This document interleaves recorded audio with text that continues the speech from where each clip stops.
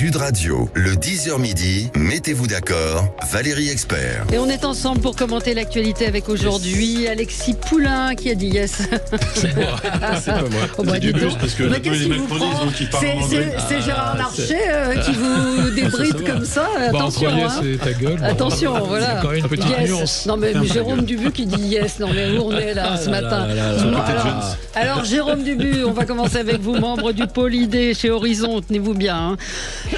Alexis Poulain, journaliste, directeur de la publication du Monde Moderne. Vous êtes également éditorialiste politique sur Sud Radio.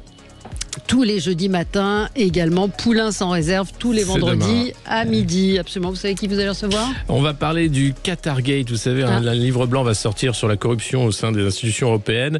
Et puis on va parler aussi Oxfam qui parle du scandale du logement en général. Voilà, c'est les deux sujets-là. Oxfam. Oxfam. François Calfon, membre du bureau national du PS, ancien député. Bonjour. Et Éric Tegner, journaliste, président de Livre Noir. Et vous êtes également directeur de la rédaction. Les Français doivent-ils travailler plus ? Vous avez vu ce rapport qui a été publié ce matin. On est avant-dernier des pays européens dans le temps de travail. On va y revenir. Immigration, est-ce qu'il faut revoir l'accord franco-algérien ? Ça fait partie de la loi immigration et de ce que voudraient les LR. Bref, beaucoup de sujets. Donc on va commencer tout de suite avec vos coups de cœur, vos coups de gueule. Jérôme ? Alors moi, ce coup de gueule, il est contre cette influenceuse, vous vous souvenez, on en a déjà parlé ici parce que ça avait fait un peu scandale, qui a effectivement commenté, si je puis dire entre guillemets, début novembre, le fait que on avait une annonce disant qu'un bébé, lors de l'attaque du 7 octobre, dont les kibboutz israéliens, avait été mis dans un four. Bon. Elle n'avait rien trouvé de mieux que, elle a quand même 10 000 personnes qui la suivent, c'est pas rien, hein. Et elle avait rien trouvé mieux que de dire que elle se demandait si on avait mis du sel, du poivre, comment on l'avait assaisonné, etc. Bref, des propos inadmissibles et insupportables. Et hier, on a connu effectivement le verdict de son jugement, qui est allé vite, il faut le reconnaître. La justice, là, a été extrêmement rapide. Bon.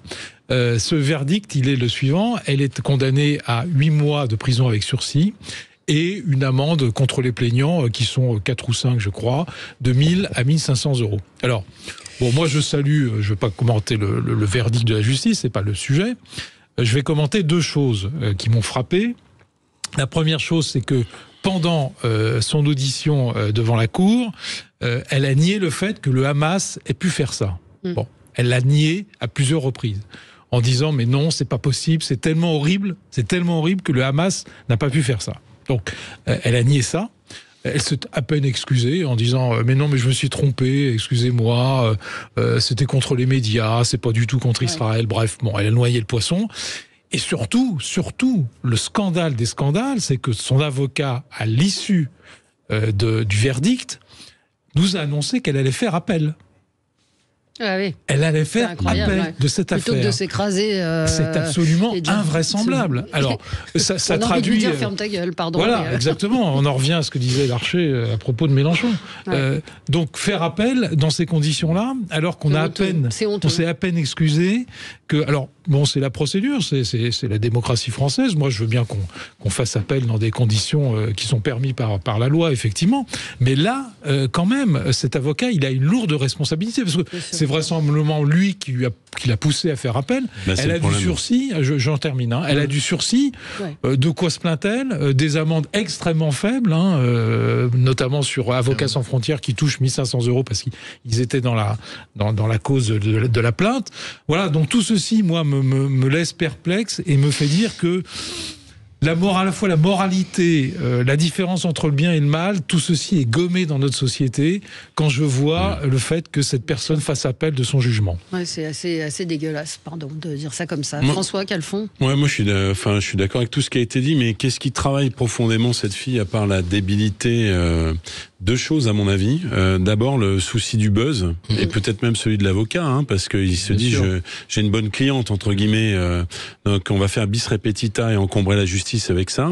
Et ensuite quand même, parce que quand on écoute bien sa vidéo, au-delà de sa débilité, il y a le fond de sauce du complotisme, qui est que chaque information qui est donnée sur ce conflit israélo-palestinien se voit immédiatement contestée par une autre contre-information qui est issue de réseaux. Donc sur cette affaire du bébé, elle reprend la thèse selon laquelle tout ça n'est pas possible et que c'est évidemment une fake news israélienne. Je vous signale que d'ailleurs il y a un parlementaire dénommé Monsieur Guiraud, qui avait dit en Tunisie, tout à fait. Mais voilà, la débile ne fait que reprendre des thèses complotistes. Je termine juste le propos assez établi. C'est-à-dire tout ça, c'est Israël. C'est-à-dire dans cette prise d'aïkido, obscène, permanente, qui est que chaque crime perpétré par le Hamas le 7 octobre est évidemment soit fait par Israël et tout le reste est du mensonge, soit une sorte de vengeance finalement bien pâle au regard des crimes supposés. Oui, mais si vous voulez,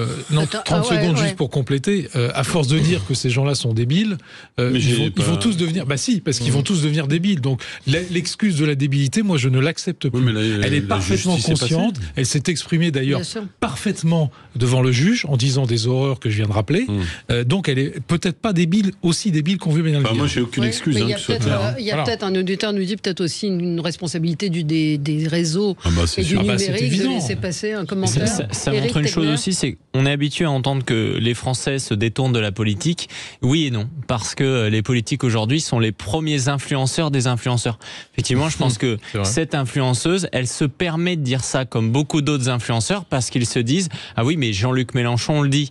Quand on couvrait les manifs, moi je l'avais fait un peu les manifs pro-Palestine, à chaque fois on tombait sur des jeunes qui n'y connaissent absolument rien au conflit, mais qui disaient « Écoutez, moi je pense de toute façon comme Mélenchon ». Donc on leur disait « Oui, mais est-ce que pour vous c'est un groupe terroriste ou autre, le Hamas ?» La réponse c'était même pas je pense que, c'était Mélenchon il pense quoi? Je pense pareil, parce que Mélenchon il a une véritable force sur les réseaux sociaux, pas uniquement Twitter mais également TikTok, et derrière il y a des millions de gens qui sont derrière, parce que le cas de cette influenceuse en fait il est mineur, parce qu'en fait il a buzzé en raison sur les réseaux sociaux dont Twitter, mais il y a énormément de choses qui buzzent aujourd'hui sur TikTok que les journalistes ne voient pas, n'identifient pas, tout simplement parce que eux-mêmes ne sont pas sur TikTok. Là il est quand même allé très loin dans l'horreur. Mais bien sûr, mais il y en a plein des comme ça, il y en a des dizaines et des dizaines. Mais bien sûr, il y a beaucoup de choses. C'est qu'elle a émergé sur Twitter, parce que parfois on va aller chercher ce qui s'est dit sur Instagram et TikTok, on le relaie sur Twitter, mais sur TikTok, je vous assure, c'est le bal des horreurs. Un mot. Moi, je pense qu'il ne faut pas mêler la parole de Mélenchon à ça. Il n'a pas dit ces horreurs-là et jamais. Je pense qu'il. Guiraud a dit ça. D'accord. Depuis la Tunisie. Il l'a cautionné. Il n'a pas dit ça non plus. Le bébé, c'est Israël. Il l'a dit textuellement. Il a dit à Chabra et Satila, on a fait des bébés. Il a repris un ancien cas. C'est pas tout à fait la même chose. Mais montrer qu'Israël est habitué à faire ce genre de choses.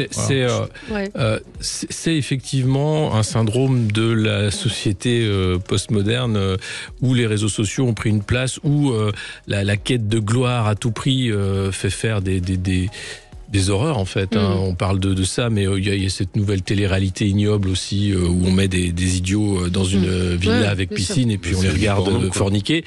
C'est-à-dire que l'abaissement général plus la recherche de la célébrité à tout prix, ça donne ce genre d'accident, et après vous avez derrière des professionnels comme des avocats qui vont utiliser ces moments-là pour encombrer la justice, alors qu'il y a rien à dire. C'est aberrant, quoi. C'est une tristesse sans nom. C'est l'heure du journal. On se retrouve dans un instant pour commenter l'actualité. À tout de suite.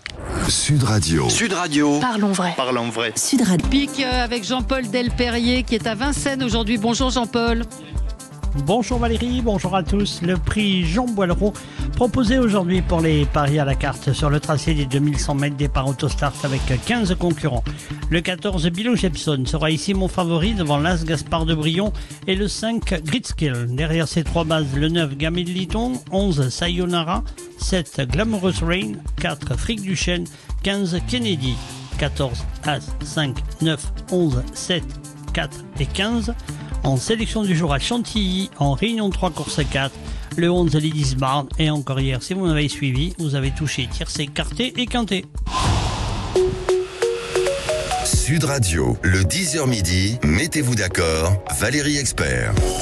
Avec vous sur Sud Radio jusqu'à midi pour commenter l'actualité. Alors je vais représenter mes débatteurs aujourd'hui. Alexis Poulain, journaliste, directeur de la rédaction de la publication du Monde Moderne, éditorialiste politique sur Sud Radio tous les jeudis matins et puis également le vendredi. Demain à midi à 12h pour Poulain sans réserve. Jérôme Dubu, membre du Polydé d'Horizon. François Calfon, membre du bureau national du PS. Ancien député. Éric Tegner, journaliste, président, directeur de la rédaction de Livre Noir. Et je précise qu'il y a un nouveau numéro de Livre Noir qui va plaire à Monsieur Calfon. Il va me l'offrir, dédicacé. Qui est en kiosque. Une terre, deux peuples. C'est un dossier vers la guerre civile en France. Donc, c'est une interrogation. C'est-à-dire qu'aujourd'hui, oui, tout à fait. On est allé en Israël, on est allé à Londres dans les manifestations palestiniennes, on est allé dans les cités, dans les quartiers nord de Marseille, un peu partout, pour poser cette question à un moment donné. Est-ce que peut y avoir demain un affrontement? Est-ce que peut y avoir un phénomène aussi d'engrenage avec de nouvelles émeutes? Et on a interrogé des personnalités comme Thibaut de Montbrial, par exemple, qui font un véritable effort de prospective sur l'après, et notamment le risque encouru au moment des JO. Donc on en parlera tout à l'heure, parce que c'est un des sujets d'aujourd'hui. C'est un beau sujet, ça. Oui, absolument. On continue, on va continuer j'ai présenté tout le monde, notre tour de table avec vos coups de cœur et vos coups de gueule. Je ne sais pas avec qui on va continuer, peut-être avec vous, Éric Tegner. Ça concerne Lyon et les dealers. Exactement, c'est une enquête du journal Le Point hier qui révèle que les antifas de Lyon sont en cheville avec les dealers dans le quartier populaire de la Guillotière qui est bien connu, pour justement y avoir beaucoup de squatteurs, beaucoup d'antifas, parce que c'est un réseau clair d'antifas qui y sont. Et Le Point, qui s'y est rendu, explique comment lorsque, par exemple, il y a une interpellation de la part de la police sur les trafiquants, sur les dealers, les antifas se mettent entre les dealers et les policiers, ils les filment en attendant ces fameuses violences policières. Dans le même temps également, les policiers racontent que lorsque ils arrêtent ces dealers aujourd'hui sont extrêmement bien briefés sur ce qu'il faut faire ou pas faire, parce qu'ils suivent des cours de suivi juridique de la part des antifas. Alors qui sont ces antifas qui sont derrière? Ce sont ceux de la GAL. C'est un mouvement antifa qui a été dissous. Le Conseil d'État a justement validé cette dissolution le mois dernier. Mais évidemment, comme d'habitude, il y a de nouveaux groupements de fait. C'est mon coup de gueule, parce que ça souligne à quel point toujours les antifas sont d'abord, avant tout, dans une logique de lutte contre l'État, de lutte contre les règles, de lutte contre les lois, et peu importe. Et ils prennent également en otage aussi les migrants, parce que dans leur fameux squat, il y a beaucoup de migrants qui viennent à ce moment-là, et ils leur expliquent dès le début, faites attention aux policiers, ils vont vous violenter. Et les policiers expliquent dans Le Point à quel point c'est difficile après, dans une logique d'intégration, d'avoir des migrants qui, dès qu'ils arrivent, se retrouvent pilotés par des antifas qui leur expliquent qu'il faut se méfier de l'État, parce que de toute façon, les policiers ici sont racistes. Donc c'est intéressant également parce que on connaît assez peu les antifas, à part les gens de gauche qui sont des grands amis souvent de ces antifas et qui les défendent. Je ne vous visais pas, François Calfon. Mais ça me provoque un sourire. C'est intéressant parce qu'aujourd'hui, ils vivent complètement dans une parfaite impunité. À Lyon, c'est bien connu. Il y a par exemple beaucoup les gens de la jeune garde. On pense à Raphaël Arnaud qui était candidat pour les législatives de la France Insoumise. Jean-Luc Mélenchon qui s'affiche énormément avec lui. Je ne pense pas aujourd'hui que Marine Le Pen s'affiche ouvertement avec des membres de l'ultra-droite, du GUD, qui se présentent par exemple sur les élections législatives. Voilà, tout ça pour parler de ce deux poids, deux mesures. Et j'espère que ce type d'enquête va mener justement à une répression judiciaire, parce que complicité de trafic de drogue, ça peut aller très loin, et ça pourrait tout à fait impliquer ces antifas. Ne réagissent pas? Mais parce que, vous savez, les policiers se retrouvent en permanence confrontés avec des gens en face qui ont des caméras et qui vont les provoquer en attendant cette fameuse violence policière, et n'ont pas les moyens de pouvoir le faire aujourd'hui. C'est pas ce qui est dit sur la dernière affirmation. Les policiers réagissent. C'est la justice qui ne réagit pas. Bien sûr, mais c'est un peu différent. Dans ce cas-là, je pense parler des antifas. Je pense que Valérie posait la question sur les antifas. Pourquoi on n'agit pas? Oui, mais quand il y a un antifa qui est entre les deux et qui ne fait rien, qui ne deal pas, et en fait derrière il y a une suspicion justement. Mais vous n'allez pas l'arrêter s'il n'a pas commis quelque chose. C'est exactement ce que je suis en train. Mais monsieur, c'est la réponse que je donne à Valérie, c'est-à-dire qu'ils ne peuvent rien faire parce que il n'y a pas d'éléments qui permettent de le faire. Pas dans le droit français. Je me suis dit qu'il y avait quand même un macroniste sur le plateau, donc il allait défendre le gouvernement. Autrement, c'était à moi de le faire. Donc moi, je vais vous dire une chose. D'abord, j'ai pas de vision hémiplégique comme vous. C'est-à-dire que je condamne les groupes extrémistes qui veulent la dislocation de l'État et la guerre de tous contre tous, d'où qu'ils viennent. Et donc je condamne les prétendus antifa, qui en réalité sont des groupes violents. Je peux vous dire que si je vais dans une manifestation, j'aurai à subir, comme un social traite ou ce que vous voulez, leur violence comme beaucoup de gens. Donc je les condamne et je vais même défendre le ministre de l'Intérieur, ce qui m'arrive pas souvent. Il a demandé la dissolution des groupes violents, qu'il s'agisse, alors c'est le groupe Martel là hier, de groupes d'extrême droite. Et je rappelle ce que ça veut dire extrême droite, c'est un mot tellement galvaudé. C'est des gens qui se baladent dans la rue avec des battes de baseball et dont on voit un certain nombre, parce que ça il faut que ce soit dit, qui s'affichent dans les soirées privées avec des brassards à la croix gammée. C'est de ça que je parle, parce qu'autrement le mot il est galvaudé. Et les gens qui utilisent l'action de l'État, enfin l'action violente pour disloquer l'État, doivent tous être condamnés. Et c'est là, moi je ne vous suis pas, je suis j'allais dire mon camarade du bus, je sais pas s'il acceptait un compagnon. Mais je vois pas la divergence qui m'a opposé, parce que j'ai jamais dit qu'il fallait... hémiplégique, c'est-à-dire que je vous attends condamner aussi les groupes violents d'extrême droite, c'est-à-dire tous les groupes violents. C'est ce qui a été fait. Bien sûr, vous savez, moi je pense que vous savez, Gérald Darmanin, sur la division Martel, moi ce qui me surprend, c'est toujours la même chose. On a l'impression à chaque fois qu'il va dire je vais lutter contre l'ultra-droite, que le Rassemblement national, par exemple Marine Le Pen, dise moi je suis pour la dissolution de tous les groupes d'ultra-droite. Chaque fois il y en a un nouveau. La division Martel, vous savez, c'est connu depuis notamment, par exemple, le match France-Maroc. Je suis moins spécialiste que vous de la division Martel. France-Maroc, oui, mais ce match était important. Ce monsieur, justement, c'est le, comment on s'appelle, Gros Lardon, il avait été arrêté avec tous les autres. Parce que il savait très bien que c'était la division Martel. Pourquoi Gérald Darmanin n'a pas choisi de les dissoudre à ce moment-là? Parce que tout comme les groupes d'ultra-gauche, ça les sert totalement aujourd'hui d'avoir des groupes d'ultra-droite qui existent. Gérald Darmanin d'avoir fait des solution qui n'a jamais été faite. Il n'a pas dissolu Gros Lardon. Il aurait pu le mettre en régime. Je parle de la division Martel. Il l'a dissous là. Pourquoi il ne l'a pas dissolu il y a quelques mois? Gros Lardon. Il est dans votre carnet d'adresse, mais pas dans le nôtre en fait. Gros Lardon aujourd'hui, c'est le leader qui a organisé justement ce qui s'est passé à Romans-sur-Isère, qui a été arrêté pour cela. Gros Lardon, c'est la personne aujourd'hui qui est un des principales personnalités sur l'ultra-droite et qui reprend un peu le contrôle depuis notamment que d'autres mouvements d'ultra-droite étaient interdits. Il y avait tous ces gens-là. Non mais on me reproche de pas condamner, de pas connaître. Moi ce que je vois, c'est que moi je me contente pas de dire ultra-droite, je mets tout le monde dedans. Je m'interpelle, vous répondez, ça s'appelle un débat. Au-delà de Gros Lardon. Ouais, non mais je ne peux être qu'atterré en réalité et inquiet. Parce que l'état du pays, c'est une catastrophe, en fait. Que ce soit les politiques qui s'invectivent à coups d'insultes maintenant, que ce soit les extrêmes qui sont en roue libre et de manière violente, armés, que ce soit les trafics. Je suis désolé, mais le bilan de Gérald Darmanin est assez faible, malheureusement. Mais on va où ? C'est-à-dire que là, on a un débat politique qui est en train de tourner vers les extrêmes. La grande réussite du centre et de la Macronie, c'est d'avoir poussé le débat politique aux extrêmes. Voilà, grande réussite. Ça pas de la Macronie. Non, alors là, franchement, ça a été une accélération, une centrifugeuse qui a poussé tout le monde vers les extrêmes. Et en plus de ça, vous avez une situation où certains groupes voudraient amener une situation insurrectionnelle, quasiment. C'est le cas. Éric Zemmour lance sa milice quand même. C'est quoi le groupe de sécurité de reconquête? C'est quoi le GSR? Pas du tout, mais ça mais non mais arrêtez, c'est pas une milice. Alors c'est quoi? C'est des groupes de protection, tout le monde les a. Mais bien sûr, c'est un service de sécurité. Il y a un logo, il y a un truc. Parce que ce sont des bénévoles qui le font. Jean-Marie Le Pen avait les mêmes. Parce que ça coûte très cher la sécurité, bien sûr. Jacques Chirac, il avait.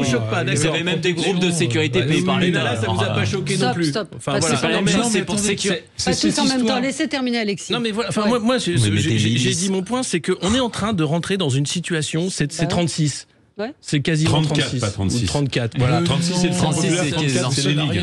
C'est les ligues, mais 6 février 34. Et après, je veux dire, ça a fini. Non, ça n'a pas rien à voir. Moi, je suis d'accord avec l'ami Poulain. Ça n'a pas rien à voir. Mais regardez l'état du débat, regardez la violence. Je me souviens de la fin des années 60. En 1970, c'était Pompidou qui était au pouvoir. Vous vous souvenez? Il y a eu 2 dissolutions par Marcellin, ministre de l'Intérieur. Ligue communiste. Ordre nouveau, Ligue communiste révolutionnaire. Elle n'était pas révolutionnaire à l'époque. Elle s'appelait qui se battaient tous les jours, qui s'affrontaient violemment dans les Redskins dans les années 80. Ce que je note là, c'est l'extrémisation de la société. C'est que l'ultra-droite qui reproduit les ligues, etc., qui est armée, quand ils descendent à Romans-sur-Isère, ils se prennent une déculottée. Voilà ce que je note. Ils n'ont pas d'ailleurs d'armes sur eux. En fait, ce fameux danger, franchement, c'est pas du tout un danger. Et d'ailleurs, la gauche s'est bien moqué d'eux. Donc il faut arrêter le fantasme de ce côté-là.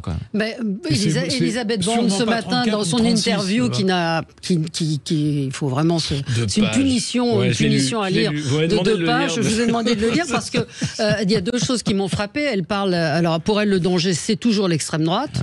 C'est toujours l'extrême droite. Et elle parle du sentiment d'insécurité qui gagnerait les campagnes. Ça va être le coup de cœur, ça, de Monsieur Calfon, je crois. Voilà. Bon, on va en reparler dans un instant. À tout de suite. Il fait le ventre. Sud Radio. Sud Radio. Parlons vrai. Parlons vrai. Sud Radio. Sud Radio, le 10h midi, mettez-vous d'accord, Valérie Expert.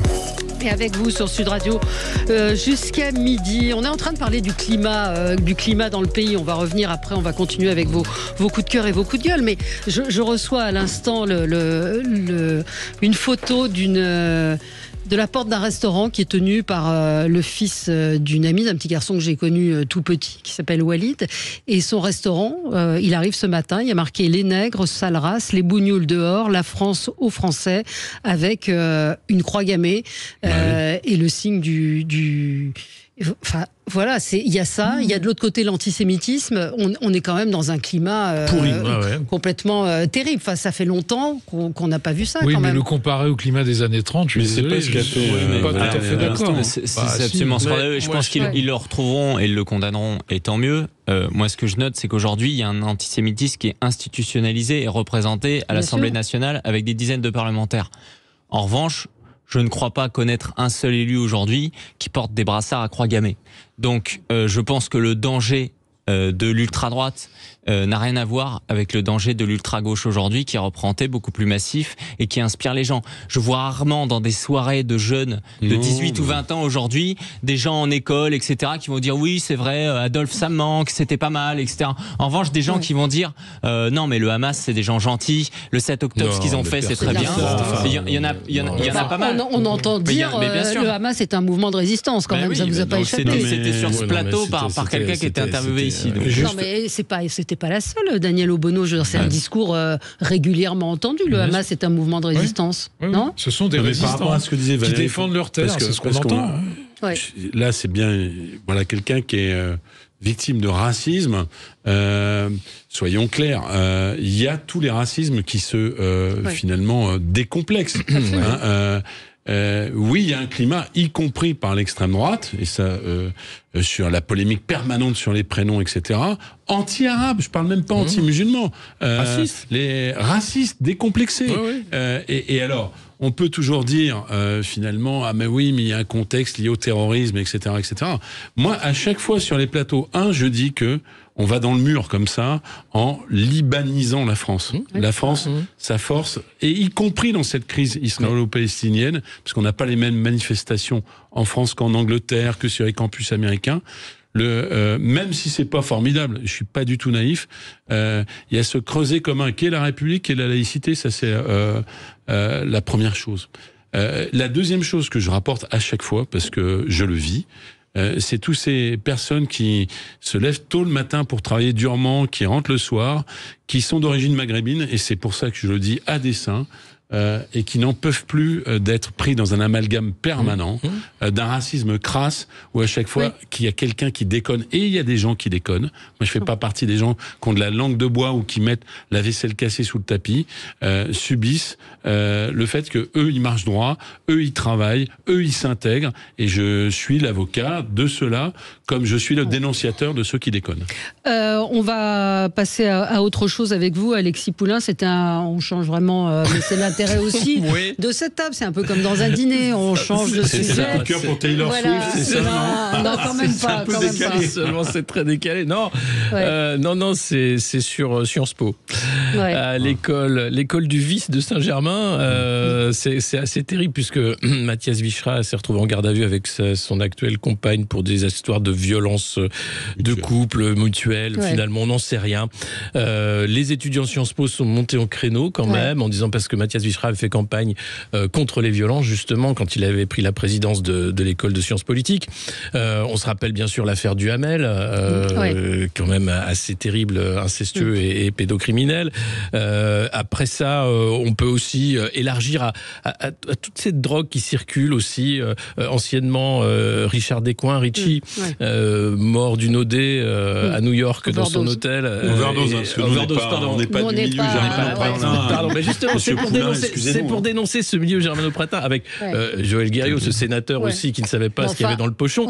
Le directeur il aurait dû, de l'Institut Montaigne. Vous êtes en train de nous parler de toutes les turbitudes. Laurent Bigorre. Mais non, mais parce que oui. Le Karcher, c'est pas dans le quartier qu'il faut le passer, c'est à Saint-Germain le Karcher. Enfin, vous pouvez pas assimiler Mathias Vichra. Vous pouvez pas assimiler le nouveau patron de Sciences Po à tous ces gens-là, ça n'a rien à voir.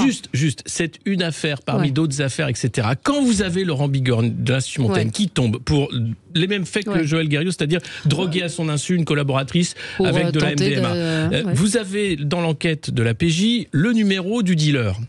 À partir de là, je pense que le dealer de monsieur, le directeur de l'Institut Montaigne, deal pas mal dans les beaux quartiers. Est-ce que l'enquête aurait pu remonter et faire... mais enfin, là, monsieur, non, là, on arrête tout. Non, mais ça m'énerve parce que c'est des gens qui ensuite vont faire des lois pour dire, voilà, la drogue, c'est mal, c'est les consommateurs le problème, mais on ne va pas toucher ce monde-là. Ils ont été condamnés. Attendez, moi je pense que votre amalgame il est détestable. François Calfon. Non, mais je le trouve détestable parce que vous mélangez des choses qui n'ont rien à voir entre elles a priori. Moi j'ai lu cette histoire sur Mathias Vichra et sa compagne. Je ne connais pas le nom. Non mais c'était le point de départ. En fait, on s'en fiche. Mais d'accord. Mais pourquoi vous l'assimilez aux autres? Moi ce que j'en lis, non mais je termine quand même parce que au moins nos auditeurs ont les faits. Il y a des violences au sein d'un couple. Oui.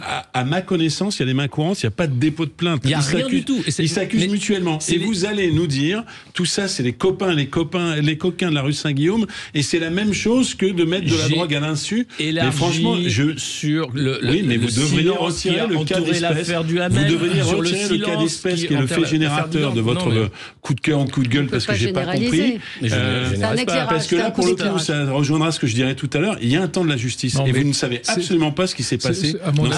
Je pense qu'il s'est passé l'affaire de couple qui n'avait pas à être au commissariat. Je pensais qu'Alexis allait finir sur autre chose qui me préoccupe beaucoup plus. C'est-à-dire l'évolution de l'école elle-même, qui est mon école, que j'ai pratiquée pendant 4 ans. Ça m'inquiète beaucoup plus que ces affaires de dealers des beaux quartiers, etc., qui me préoccupent pas du tout. Ce qui me préoccupe, moi, c'est l'évolution de Sciences Po. Or, l'évolution de Sciences Po, d'abord, le niveau ne cesse de baisser. Deuxièmement, l'école, la réputation de l'école, à l'étranger notamment, ne cesse de baisser. Et en France aussi.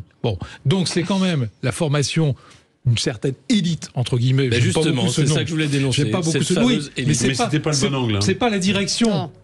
La bonne direction pour cette affaire, c'est la baisse du niveau systématique. C'est tout. C'est ça le sujet. Permettez-moi juste d'être la voix de la raison sur ce plateau. Je pense qu'il y a je suis d'accord avec François Calfon, il y a une vraie différence quand on parle de violence au sein d'un couple. Parce que ça, s'il faut en parler sérieusement, c'est que ça ne touche absolument pas que l'élite. Pas du tout. Ça touche tout le monde. Donc les gens qui sont dans la plus profonde province, la plus profonde campagne, et les gens de l'élite. C'est malheureusement ce qui est extrêmement dangereux, c'est que ces gens-là, lorsqu'ils ont un couple, ils ont une famille, ils peuvent être mariés depuis des années, etc. C'est qu'en fait, ça crée des blessures et que l'instrumentalisation médiatico-politique là-dessus n'aide absolument pas. Et que derrière, il y a également des médias qui vont utiliser ce type d'affaires dans une perspective politique, et je ne pense pas que ça serve véritablement la société. Moi, ce qui m'a sidéré dans cette affaire, c'est que les étudiants de Sciences Po ont fait un blocus. Demandant quasiment la démission de M. Bichra. Voilà, et ça rejoindra mon coup de cœur. Oui, mais le fond pour les mêmes raisons. Oui, mais le fond dans le fond pour les mêmes raisons anti-élites que vous mettez en avant. Tout ça est bafoué et c'est assez scandaleux. On va y revenir parce que vous voulez parler de Crépol. La presse a une lourde responsabilité dans cette affaire. Pourquoi faire une dépêche AFP pour dire que ce couple est au parce qu'il est connu qu'il a été marié avec une journaliste, etc. Allez, tout de suite la pub et on se retrouve dans un instant. Sud Radio, le 10h midi, mettez-vous d'accord, Valérie Expert. Ça s'est passé sur Sud Radio. Alexis Corbière. Jean-Luc Mélenchon pense à 2027 uniquement. Jean-Luc Mélenchon, respectons-le, il a dit qu'il souhaitait être remplacé. D'accord, donc je suis pour respecter ce qu'il dit. Mais Jean-Jacques Bourdin, vous comprenez dans quoi vous voulez m'amener? Je vous amène là où à votre sincérité, je vous amène là où. Sud Radio, parlons vrai.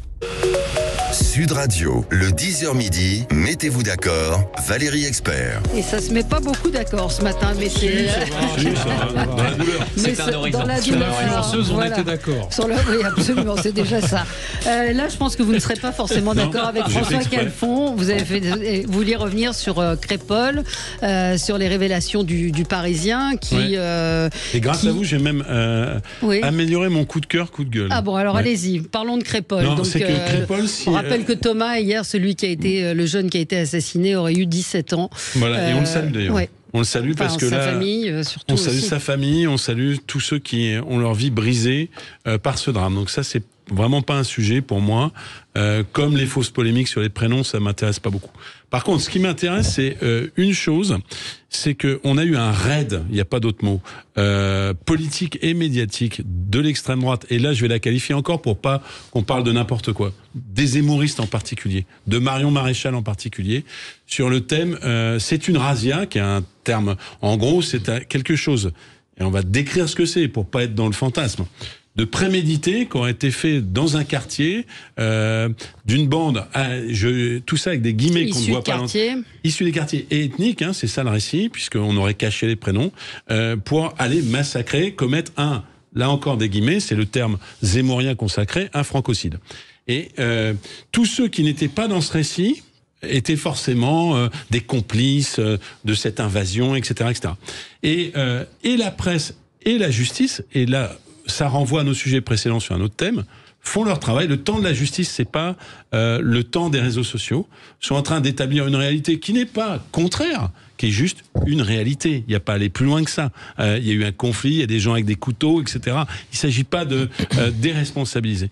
Et il y a un autre récit qui s'impose. Et derrière, Monsieur Cohen, qui est peut-être allé un peu loin, je n'en sais rien, le Parisien, petit à petit, parce que ça, il n'y a pas de secret des sources, il n'y a pas de secret de l'enquête, nous donne les minutes d'audition finalement qui se passent.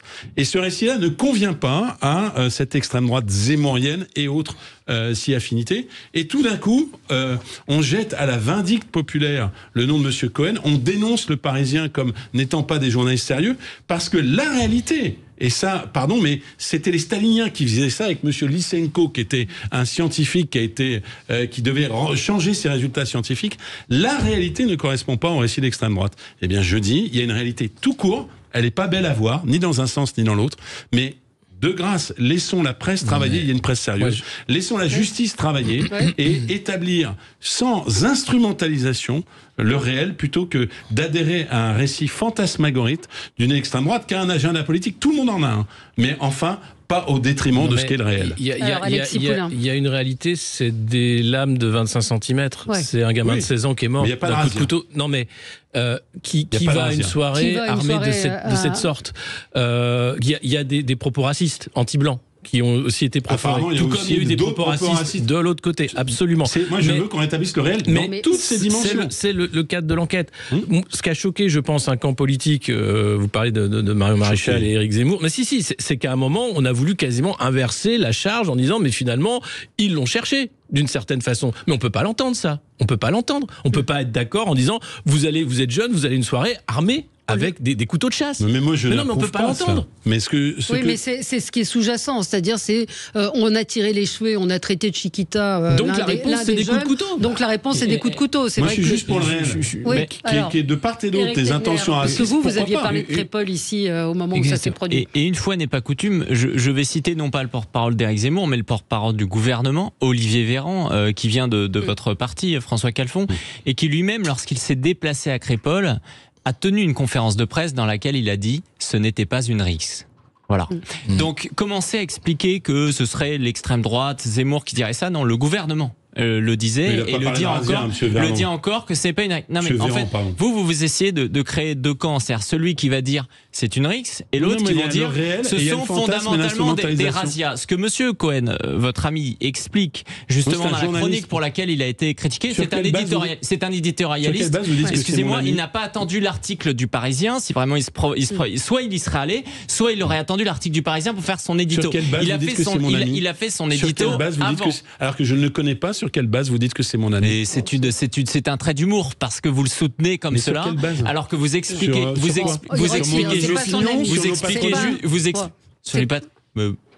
Mais pourquoi vous dites c'est mon ami? Mais parce que vous le défendez comme ça. Vous me dites parfois votre ami, etc. Il n'y a absolument aucun sujet là-dessus. Donc ce que j'explique, c'est que ce qui est étonnant, c'est que vous dites il faut laisser le temps à la justice. Et dans le même temps, ça vous arrange bien d'utiliser l'article du Parisien qui d'abord est alimenté, non pas le procureur qui s'est toujours pas prononcé sur le sujet, mais qui est alimenté par les partis adverses qui fondamentalement justement donnent leur opinion. Moi-même, quand je m'étais rendu à la Cité de la Monnaie, ces partis adverses nous expliquaient également que c'était les autres, dans le fond d'ailleurs, qui avaient bien cherché parce qu'il y avait des différents types d'insultes. Ce que j'aimerais aussi noter, c'est que c'est le Parisien le premier à avoir repris l'information du Dauphiné libéré qui disait que justement il y avait des propos qui disaient on va se faire des blancs. Donc moi je veux bien qu'on explique que c'est uniquement instrumentalisé. Ce sont eux qui ont expliqué cela. C'est la maire de Romans-sur-Isère. Vous soutenez souvent les maires, qui est une maire LR, qui n'est pas connue pour son radicalisme et qui l'explique aujourd'hui que les familles, il y a 9 témoins qui parlent justement de racisme anti-blanc. Et il y a une différence, bien entendu, qu'il faut condamner celui qui aurait dit qu'il y avait des bougnoules, et qu'il fallait se faire du bougnoul, même si cette personne-là justement conteste avoir dit ces faits. Mais cette personne-là n'a pas sorti un chlasse. Si j'ose dire, moi quand j'entends l'article du Parisien, il m'a scandalisé parce que à la fois il va dire il faut pas utiliser les prénoms, mais dès qu'il y a un des suspects qui a un prénom français, alors là on le donne bien, on va bien tout de suite expliquer que c'est le cas. Que c'est un journal d'extrême gauche, le Parisien, c'est un Français, la mère elle est française mais il donnait pas l'origine du père. Donc l'instrumentalisation, monsieur, en fait, elle est de deux côtés. Il y a une différence, c'est que c'est le jeune Thomas qui s'est fait planter et que dans le récit du Parisien, moi ce qui m'a scandalisé, c'est qu'en fait qu'est-ce qui se passe, juste comme ça les auditeurs vont comprendre. Dans le récit du Parisien, ils expliquent que les jeunes, ils sont pointés à l'entrée. Et le videur, il a pris leur chlasse de 25 cm. C'est-à-dire que moi, demain, je vais en boîte de nuit avec une arme, voilà. Et il va me prendre mon arme. Mais ça veut dire quoi? Ça veut dire qu'en fait, il y avait besoin de 4 vigiles là-bas, en campagne, parce qu'ils sont habitués à ce que ces jeunes de cité viennent justement dans les témoignages également du Parisien. Ils expliquent que ces jeunes-là savent très bien qu'ils ne sont pas les bienvenus, que ça se passe jamais. Donc ils sont venus, non dans une perspective de dire on va les tuer, mais dans une perspective de dire on va y pointer, on va chercher. D'ailleurs, ils ont forcé visiblement une jeune femme à danser avec eux. Moi, je suis désolé, ce genre d'éléments me choque. Donc le Parisien, c'est eux qui instrumentalisent des faits qui, pour la plupart des sites, sont justement pas du tout dans le sens de ce qu'ils disent. Vous préférez les rumeurs à la presse? Non, je parle de l'article du Parisien dont vous parlez, monsieur. Alors, Jérôme, moi, je trouve que ce débat est complètement surréaliste. On a l'impression que ces deux messieurs, monsieur Calfon et monsieur Livrenoir, monsieur Livrenoir, on peut l'appeler Eric Tegner, ont assuré de manière extraordinaire les auditions. On a l'impression que vous étiez là lors des auditions, que vous connaissez absolument tout de l'enquête, au témoignage. Or, on a pour le moment une bribe d'informations qui, je le regrette, est sortie dans un quotidien. Je le regrette parce que ça ne devrait pas sortir. L'enquête est en cours. Les auditions se retrouvent dans la presse, c'est pas normal.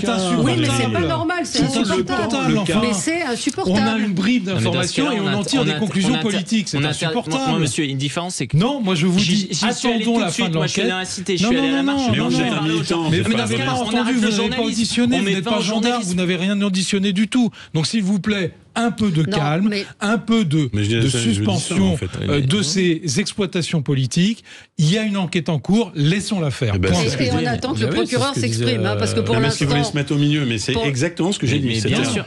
Confiance à l'enquête, et là où je ne suis pas... Excusez-moi, ça ne doit pas sortir dans la presse. Je suis désolé. Bien sûr qu'il faut garder la présomption d'innocence, etc. Mais ça ne veut pas dire que les journalistes ne peuvent pas faire leur travail. Moi, je ne conteste pas le Parisien de faire son travail. Ou alors sinon, quand on a reçu les sujets d'aujourd'hui sur Crépol, vous aurez dû ne pas venir en disant écoutez, moi je ne parle pas d'un sujet tant qu'il n'y a pas de sujet. Dans ce cas-là, il faudrait ne pas en parler. Il faudrait mettre l'omerta complète sur ce sujet-là. Il y a le travail journalistique et il y a le travail de la justice. Encore une fois. Non, mais on a affaire à une soirée terrible avec la mort d'un jeune de 16 ans. Il y a un autre gamin de 15 ans qui s'est fait tuer par coup de couteau en région parisienne dans une guerre de gangs. Pour le coup, dans une risque que personne ne conteste. Oui, et là, voilà, c'est-à-dire que il y a aussi, je parlais tout à l'heure du climat de violence, c'est ça qui est aussi très inquiétant de se dire, mais... on peut pas continuer à égrener comme ça les 10 faits divers qui sont des drames en réalité, ou des meurtres, ou des assassinats, et se dire qu'on va rien faire, ou on va en parler comme c'était pas une rixe, ou c'était une rixe. Oui, alors bon, est-ce qu'ils avaient le droit d'avoir des couteaux ou pas? Enfin, les 120 coups de couteau par jour, c'est ce chiffre qui est toujours annoncé, mais discuté, parce que on peut pas dire on sait pas, mais les incivilités qui sont nombreuses. Alors je fais pas le lien entre un meurtre et des incivilités, mais simplement pour dire que finalement, c'est une chronique de l'effondrement de notre société. Oui, mais on a des bribes d'informations qui sortent, des bribes de ces auditions qui sortent dans la presse, et tout de suite on en tire des conclusions. Attendons, franchement, un peu de patience, un peu de prudence. C'est très bien, et je comptais pas sur un lac suisse dans ce débat quand j'ai lancé ce débat. Je suis assez d'accord sur le fait, et pourquoi je l'ai lancé, exactement un peu dans la perspective de ce que vous avez dit. C'est-à-dire que il y a des faits, et les faits, ils détermineront peut-être du racisme de part et d'autre, une préméditation. On va pas évidemment en soirée avec un couteau, je vous suis tout à fait. Mais les faits, c'est la dégradation générale de la société. Et ce que j'ai dit tout à l'heure sur d'autres sujets, je le dis aussi ici. La réponse n'est pas à pointer du doigt tel ou tel. La réponse, c'est une réponse collective de cette société par rapport à ce qu'est une dérive, une forme d'affaissement. Certains diraient une décivilisation, tout ça.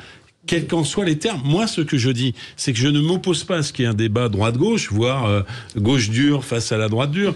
Je me dis, mais chacun dans l'opposition doit se poser une question simple. Qu'est-ce que je ferais si j'étais aux responsabilités pour que la société... Non, mais d'accord, ça fait 30 ans que, par exemple, cette question doit être posée. La question de la décivilisation, il y a toujours eu...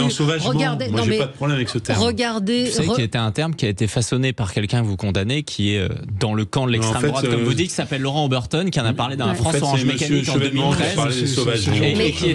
Qui était premier à le populariser véritablement. Marine Le Pen avait repris. Non, mais c'est une façon de vous dire que... Je me fous des marqueurs politiques. Oui, mais bien sûr. Vous les stigmatisez aujourd'hui. Ce qui m'intéresse même comme militant politique, c'est pour ça que je me suis engagé en politique, et quel que soit le bord, j'aimerais que ce soit le cas. C'est que ma société à moi, le pays que j'aime, pardon de le dire, encore aujourd'hui, soit pas en train de foutre le camp jour après jour, et que les hommes politiques, les hommes et les femmes politiques ne soient pas les premiers des incendiaires. C'était le sens de ce que j'ai dit, c'est rien d'autre. Mais la question aussi, c'est il y a toujours eu des bagarres, il y a toujours eu des raids parfois, sauf que là, il y a une notion communautaire qui entre en ligne de compte, et qu'on ne peut pas évacuer non plus. Surtout une réponse pénale qui est totalement absente. Qu'est-ce que vous voulez que je vous dise, moi? C'est ça le sujet fondamental. C'est l'absence de réponse pénale. Ce qui est vrai, c'est je pense qu'avec un meurtre, il y aura une réponse pénale. Ah ben oui, mais combien de temps ça va durer? Il y a le débat sur les faits, etc. Ça, c'est un débat. Et après, il y a la grille de lecture qu'on en tire. Effectivement, la grille de lecture aujourd'hui, c'était pas fondamentalement de dire est-ce qu'il y a eu razzia ou pas razzia. C'est le lien. C'était posé comme ça politiquement. C'est le lien d'abord, et c'était la question des prénoms. C'est le lien entre l'insécurité et l'immigration, qui fait qu'aujourd'hui, le tiers de nos prisons sont remplies d'étrangers, et que près de 2 tiers sont au moins issus de l'immigration. Et ça, c'est une réalité que les Français, justement, ils comprennent. Et c'est ce qui a marqué avec ce drame de Crépol. Bien sûr que les gens savent qu'il y a 100 ans ou il y a 200 ans, il y avait une violence. Mais aujourd'hui, l'augmentation de la violence, elle est surreprésentée dans les populations issues de l'immigration. Et dans le même temps, on a un gouvernement qui, en fait... continuent à vouloir recevoir des immigrés qui importent un phénomène de violence parce que dans leur pays, croyez-moi, en Tunisie, au Maghreb, etc., la police, elle est ultra répressive parce qu'ils savent que ce sont des cultures, il faut fonctionner comme ça. Et nous, on est ultra laxistes. Vous avez une lecture, j'en ai une autre. C'est-à-dire que autour de cette table, je crois, tout le monde a dit, et mon ami Dubus le dit, à défaut de camarade, la violence... Ça va mieux. La violence a toujours existé. Les rixes, ça a toujours existé. Et c'est pas une manière de dire il y a rien. Chaque violence est un drame. Maintenant, si vous mettez un autre prisme qui n'est pas le vôtre, parce que vous avez un prisme ethnique, racial, le prisme des catégories populaires. Classe laborieuse, classe dangereuse, ça a été dit il y a plus d'un siècle. Bah oui, il y a une prévalence très forte. Des catégories populaires, du chômage, du travail pauvre dans l'immigration. Et donc, si vous prenez la violence rapporté aux catégories sociales, vous avez un prisme qui n'a pas varié depuis 50 ans. Mais ça n'est pas le vôtre. Mais les gens de Crépol ne sont pas des bourgeois. Moi, je ne dis pas le contraire. C'était plutôt des gens populaires. Je ne dis pas le contraire. C'était des gens populaires. Vous avez l'air de dire... je ne dis pas, puisqu'on n'a pas parlé des rixes. Les rixes, c'était les violences entre bandes. J'ai été élu de Melun. C'était entre le Mai-sur-Seine et Melun, c'était tous les jours. Mais pourquoi ça n'intéressait personne? Parce que monsieur nous dit tout ça, c'est le phénomène de l'immigration. Parce que c'était les habitants des quartiers entre eux et qu'il n'y avait pas, pour reprendre votre expression, les noirs et les blancs. Mais il y avait des drames tous les jours. Tous les jours. Mais bien et sûr. ils étaient le produit de quoi? La différence des ghettos, de l'exclusion sociale. Mais comme c'est pas entre les noirs et les blancs, ça ne vous intéresse pas. Eh bien moi, je m'intéresse à cette jeunesse qui est en train de crever de toutes ces violences et je souhaite que nous en sortions. Non, François Calfon, si à un moment donné, si on regarde, si Crépol, ça a autant marqué les Français. Parce que 2 à 3 semaines quand même de débat là-dessus, je n'ai jamais vu ça. Et à un moment donné, les médias en parlent parce qu'ils voient que ça intéresse, parce que ça fait des audiences.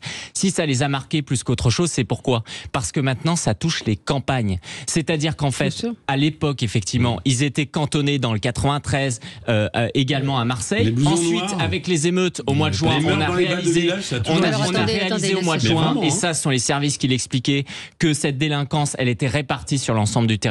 Et c'est à ce moment-là que cette fameuse cité de la monnaie est rentrée dans le viseur justement des renseignements territoriaux. Et enfin, ce qu'on voit, c'est que non content d'être entre bandes, c'est-à-dire entre la bande de Valence et celle de la cité de la monnaie, désormais ils se rendent dans les petits villages comme Crépol. Crépol où il y a des habitants lors de la marche blanche qui expliquaient aux journalistes qu'ils avaient quitté justement Romans-sur-Isère pour trouver une forme de sécurité. C'est ce qui marque les Français, c'est-à-dire qu'ils tolèrent indirectement les gouvernements d'accepter en fait cette ultra-délinquance dans les quartiers par lâcheté, mais ils ne tolèrent pas de se dire qu'aujourd'hui ils vont se retrouver justement, et c'est ce qui fait que le vote Marine Le Pen, il y a un très bon article qui a été fait par le Figaro là-dessus, va être surreprésenté dans ces villages notamment de Crépol, parce qu'ils se sentent en danger. Ce n'est pas un sentiment d'insécurité, c'est une insécurité. On va marquer une pause, vous répondrez Alexis Poulain, vous réagirez à ce que vient de dire Éric Tegner. À tout de suite.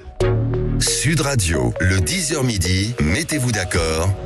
Sud Radio, le 10h midi, mettez-vous d'accord, Valérie Expert.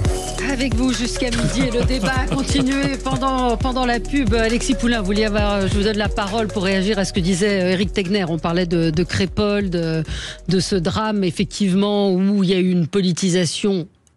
Évidemment, il y a une politisation. À propos de cette politisation, quand Olivier Véran, le porte-parole du gouvernement, s'est rendu à Crépol, et c'était un témoignage aussi dans Le Parisien, je crois, il y a un homme qui a interpellé Olivier Véran. Les habitants de Crépol ont dit on l'a jamais vu. Il est venu juste pour interpeller Monsieur Véran, il est reparti ensuite.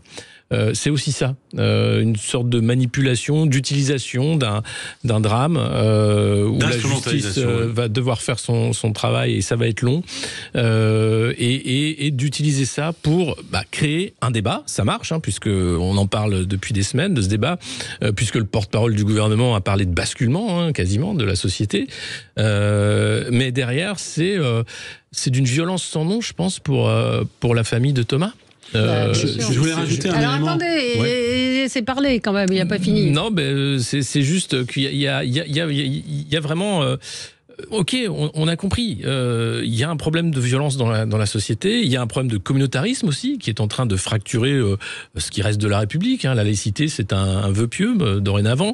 Et on se retrouve avec un débat qui n'est pas pris. Et là, j'en veux pour beaucoup au gouvernement parce que on n'a pas entendu les mots nécessaires. Ce matin, Emmanuel Macron s'occupe de faire un nouveau conseil de scientifiques autour de lui. Il y a eu des mots du ministère de l'Intérieur très Non, mais du ministère de l'Intérieur. Mais là, peut-être qu'à un moment, il faut monter au créneau quand on voit qu'il y a des ratonnades qui s'organisent, etc. Darmanin, il a réagi le lendemain. C'est pas pour rien. Il a réagi immédiatement. C'est pas vrai. Moi, je donne des déclarations. Juste un moment, Valérie. Moi, ce qui me dérange, c'est qu'on pourrait ne pas être d'accord, mais à un moment donné, il y a une analyse politique aussi à faire de la société. On intervient dans des médias, etc. On sait comment ça fonctionne, qui consiste à dire qu'aussi, si sur Thomas, ça a marqué beaucoup de gens et beaucoup de jeunes notamment, c'est parce que les gens se sont retrouvés à travers Thomas. Notamment ces jeunes, vous parliez tout à l'heure de jeunes de droite qui allaient militer sur les réseaux sociaux ou coller des affiches, etc. Pourquoi ces jeunes-là sont des bénévoles? Parce que ça les a touchés. Et je vais aller un peu plus loin. Parce que Thomas, c'était un jeune rugbyman qui les ressemblait, qui avait ce côté quartier populaire, qui s'amusait beaucoup, il y avait ce type d'ambiance. Et l'assentiment par association compte. Et je vais vous dire quelque chose, et j'aimerais juste que là-dessus, on le fasse de façon pondérée, parce que c'est délicat. C'est que sur l'attentat qui a eu lieu le week-end dernier, ça a moins d'emprise pour 2 raisons. La première, parce qu'ils ont tout de suite communiqué, le ministère, et ils ont communiqué notamment sur le prénom, sur la nationalité, etc. Parce qu'ils ont compris qu'après le drame de Crépol, ce qui avait scandalisé, c'était d'abord qu'on cherche à ne pas communiquer et à cacher. Là, vu que le gouvernement l'a fait, l'attentat est passé. Et le deuxième élément, vous faites des amalgames. Moi, j'étais en plateau en direct à ce moment-là. En ce moment-là, il n'y avait pas d'éléments. Au bout de arrêtez les amalgames, ça n'a rien à voir. Ce que je veux expliquer, c'est qu'au bout de 20 minutes, on a su dire que c'était un attentat terroriste. Il y a 7 ans, quand il y avait un Allahu Akbar et quelqu'un qui poignardait, il n'y avait pas d'amalgame. Juste voulez-vous qu'on soit d'accord avec ce que vous dites sur l'élément qui est délicat, j'aimerais que ce soit pas instrumentalisé, qui est que je ne l'ai pas dit. C'est l'hôpital qui se moque de la charité. Sur cet attentat, par exemple, et je parle en termes d'analyse politique, ça a moins marqué que le drame de Crépol. Parce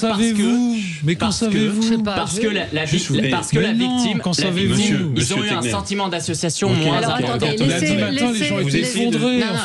Du bus, c'est vraiment insupportable. On comprend rien. Parlez pas tous en même temps. Maintenant, il a fini et terminé. Il y a un point qui a été soulevé et que je trouve particulièrement répugnant. Vous dites des jeunes ont collé des affiches. Moi, je vais vous dire une chose. De faire du commerce sur le visage de Thomas, de faire des produits dérivés d'affiches pour faire adhérer à ces groupuscules d'extrême droite comme c'est fait dans Paris, alors que par 2 fois la famille a dit je ne veux pas de récupération politique à la marche blanche, qu'au moment des obsèques le grand-père a dit je ne veux pas de récupération politique, et que vous avez tous les groupuscules d'extrême droite qui ont imprimé le visage de Thomas partout pour dire voici les choses ignobles, adhérez à mon parti politique. Bah si ça c'est pas faire de l'instrumentalisation et de faire du commerce de l'ignoble. Vous avez dit la même chose pour Naël ou pas? Mais excusez-moi de faire du commerce. Vous voyez, au lieu de vous scandaliser avec moi, vous êtes en train tout de suite d'essayer d'établir un parallèle. Je suis en train d'avoir une analyse politique depuis le début pour comprendre les jeunes.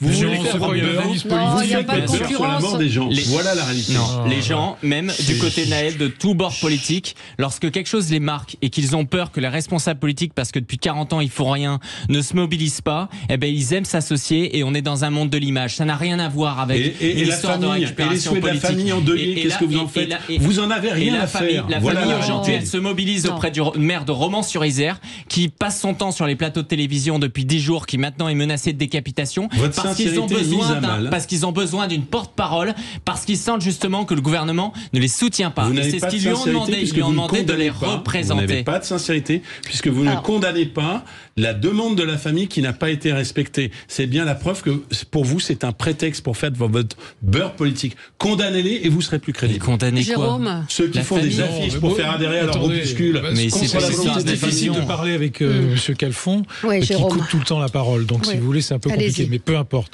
Moi, j'essaye de mettre un peu de raison dans cette affaire. Il y a une enquête en cours. On ne sait pas ce qui s'est passé exactement. On a des bribes d'informations qui tombent et on en fait des exploitations politiques comme aujourd'hui, comme si on était présent aux gardes à vue et aux auditions, alors que nous ne l'étions pas. Nous sommes bien loin de tout ça. Bon. Alors, il y a eu une exploitation politique de la part du camp Zemmouriste, c'est évident, et je rejoins ce que François Calfon disait tout à l'heure, et c'est absolument ignoble. C'est ignoble. Alors, que le gouvernement n'ait pas réagi, que l'affaire de ce week-end ait moins frappé les Français, c'est pas vrai du tout. Vous condamnez Olivier Véran qui fait partie de votre gouvernement? Lundi matin, j'ai entendu... Taisez-vous. Attention. C'est lundi matin. Non, on se calme. Lundi matin, je peux vous dire que dans la France, ça a été un coup de tonnerre. Très violent. Au coup de tonnerre avec cette affaire de l'attentat. Enfin, pourquoi vous dites qu'on a moins réagi? C'est pas vrai du tout. Mais en fait, absolument pas vrai. Je tiens à le dire, j'avais une analyse qui disait simplement que l'affaire Crépol a pris 3 semaines et beaucoup plus d'impact et d'ampleur que sur l'attentat. Et pourquoi je l'ai expliqué? Mais parce que vous n'avez pas écouté. Bon, vous avez mais je comprends pas. Vous savez, vous pouvez ne pas vous exprimer clairement. On n'est pas débiles. Parce que Thomas et Jean se sont beaucoup plus reconnus que dans la malheureuse victime de l'attentat. Fini, tout de suite André Berkoff. Mais c'est pas vrai. Sud Radio. Sud Radio. Parlons vrai. Parlons vrai. Sud Radio. Parlons vrai.